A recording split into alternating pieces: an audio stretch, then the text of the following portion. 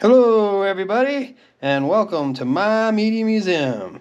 Today is episode 7 of our 80s dance music series of videos that we're doing here. We've got 2 or 3 more videos here to wrap this stack up, but I want to do just a little bit of rehash. Recently, there's a couple of them here that I wanted to go back to that I just filmed in the last episode or two, and the main one here is Redbone.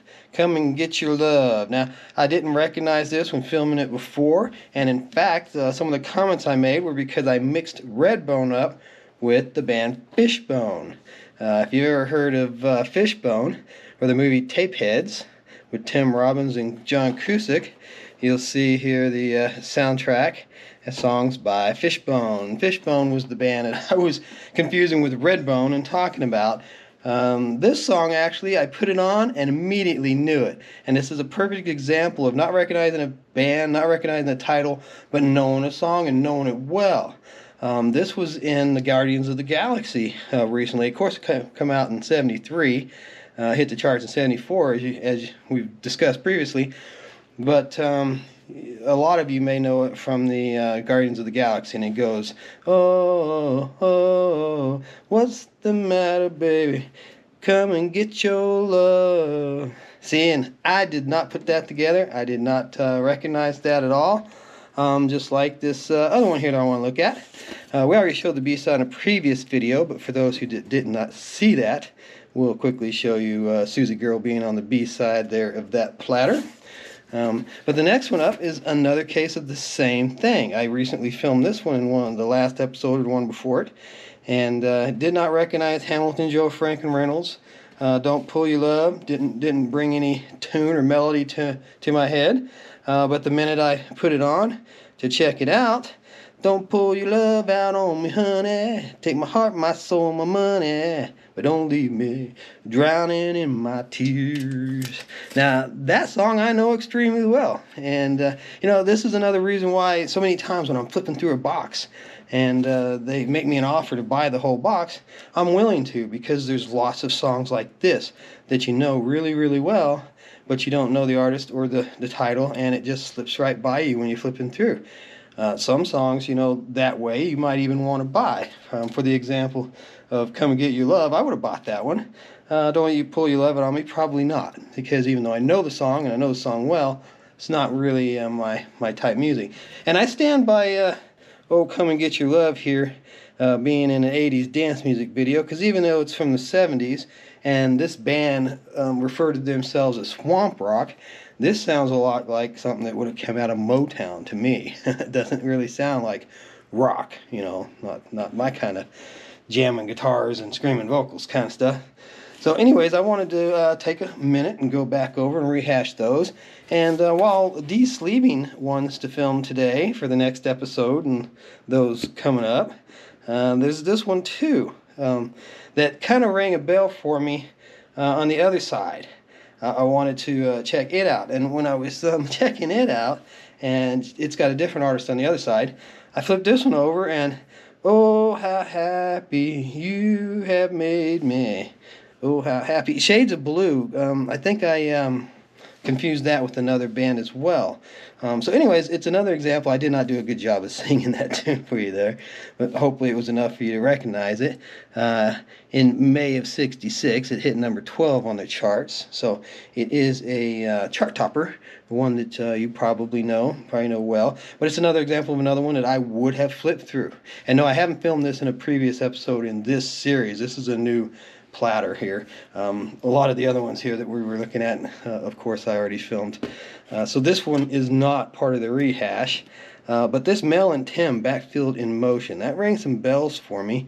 I thought I knew it, and that's what I put on the check, and I didn't recognize it. I didn't recognize it at all, so I don't know that song. I still don't know that song even after listening to it, even though it apparently hit number 10 on the charts in November of, I'm going to guess, '69. Some of these notations, especially when they got really small, are really hard for me to read without the magnifying glass. I had to break it out on one earlier. But yeah, while I was checking out that one, I figured since it had 2 different artists, it's another one of these oldies but googies. And yeah, this one I did know. Oh, how happy you have made me.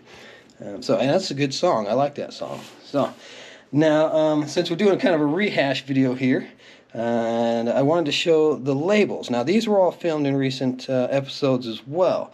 Somewhere in the late 80s, they started painting them on and using a very, very, very thin vinyl sticker, more or less, as opposed to the old paper labels. These were paper labels that were glued on, and we've even seen in numerous videos that I've made where the glue has bled through and it looks like the label's damaged when it's actually not because of that glue.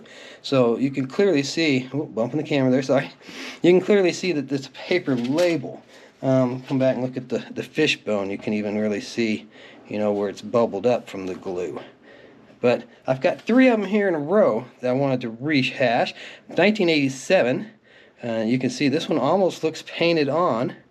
And then if we move on to 1988 here, we've got the same thing. You see, it's not really, you can't catch an edge there like to try and like peel this off. It's like it's either painted on or vinyl labeled this glued on, affixed on really, really super snug. This one is from 1995, which makes it extremely unusual because by 91 the lifetime of the 45 7-inch RPM vinyls was dead and gone, dying out. They quit getting credits back from the distributors, so they quit buying and stocking them in the stores, and that was the end of it. But this one, the point of me showing this one is you can see here where it isn't painted on, it actually is that really thin, like I said, vinyl label, because you can see some of it pulling away in the very, very center there. But it's so thin and so well attached that's hard to tell. Some of them that I've had, you can even see where the label's got a little crack or break in it, so you know it's not actually painted, it's a vinyl label affixed on there. So this was near the end of the life cycle form. This isn't something that was commonplace. All of your older 45s have paper labels that are glued on. That's the vast majority of them. But when you get to those late 80 ones, kind of keep an eye out. You'll run across them. You'll find some that are really, really thin stickers applied and or painted directly onto the disc like a CD label. And kind of wrapping this episode up, we're going to call it short because it's basically a rehash episode, and you've seen a lot of these already, with the exception of that one that I told you was new to this film episode, whatever. But this LA Boppers here is I used this as the thumbnail for the 3rd episode in this series, and it was really, really crooked. I was going off of the logo and the building and lining it up. You know, when you're filming and talking and trying to think about what you're going to do next and what you can put on, sometimes I don't get these labels as straight as I'd like to. But the reason why I messed up on this one was pretty clear. When I flipped it over, in the first time that I filmed this, I got this side pretty straight, but I noticed when I went to post it up on the channel that this one was not, and I just thought it was funny. The logo was actually kind of kilter to the printing, so I don't think that's any kind of error or nothing. It's just something that I didn't catch when I was filming, and I centered up on that logo, which caused my printing to be extremely slanted. And I apologize for that, but you know, mistakes are part of the deal. And I've been kind of holding on to this, just waiting for the right opportunity to share it with the group. I love this quote: never let the fear of striking out keep you from playing the game. If I did, this channel would not even exist. And you know, you got to be a little thick-skinned and do the best you can and hope people enjoy it, hope people like it. Get you some thumbs ups, get you some subscribers. You hope it does well. But in the end, all I can do is my best, and that's what I'm trying to do. So I hope you enjoyed that. Like I said, that's a quick update one. In the next video, we'll get back to the stack, and we'll get back to showing off ones that you have not seen. Have a great day until we meet again.